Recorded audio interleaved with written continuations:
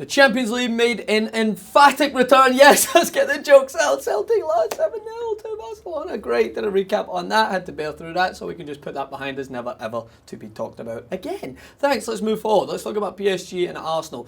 What did I realise from this game that was on my split screen as my eyes were being gouged out by Lionel Messi and co? I realised that nothing has changed for PSG and Arsenal. The adjustments in the transfer window, ins and outs, have meant that they are the exact same when it comes to the Champions League. They will both not go past the round of 16 if they happen to make it there, or the semi-finals, because they have not strengthened enough in any position to take them further forward in this competition. They both still are lacking the attacking prowess to devour their opponents in front of goal.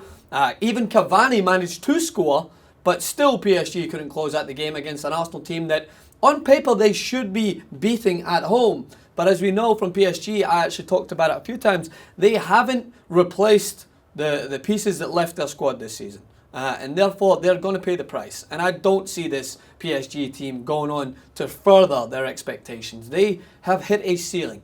And the French are not going to be happy when they realise that that ceiling isn't really that high in comparison to what other teams with the same amount of resources have went on to do.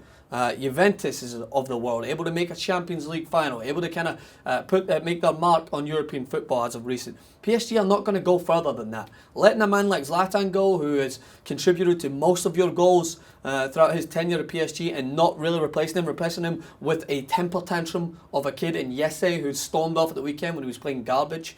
I don't think that they've done enough to push themselves past that mark. Arsenal, in the exact same type of scenario. Yes, Mustafi looks like a good defender.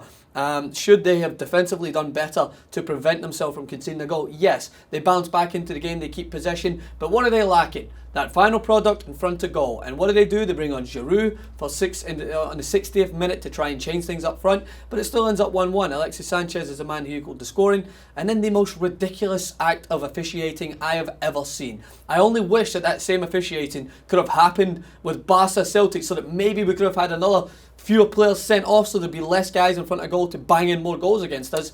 But Giroud and Verratti come into a collision. I think Giroud just tries to body check Verratti, nothing in it. Yellow card for him at the most. Verratti on the way down, I think, throws his leg out a little bit, and then they both get sent off. And they're just the most redundant act of officiating I've ever seen. I don't know whether the referee decided to make that call. Either way, it just kind of added the cherry on a very dull encounter for me. It wasn't the most exciting game of football, but I didn't expect it to be. Both teams like to keep possession.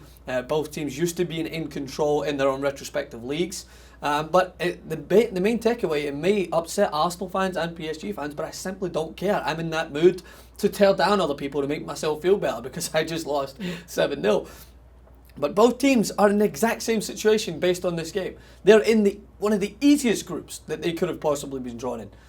And none of them look to really try to grasp that opportunity with both hands. Because the winner of this game, if Arsenal go to PSG and they win, they're automatically top of the group. They're going high in confidence. They've got Ludogorets and Basel to play against, two teams that are definitely beatable. Not undermining Basel. I know they've got a great history of beating English Premier League teams. But at PSG, if they win that game as well, they set the standard, they go forward, and they play up to their opponents as they come through. But none of them really looked like they wanted it towards the end. Arsenal had a couple of chances closing out. They could have potentially took the lead and went home with a vital victory. But I'm just saying, on paper, both teams don't look like they're going to do any better in this competition than what they did last year. That may be pessimistic, but pessimistic is on the menu today. Thanks a lot, Barcelona. Good night.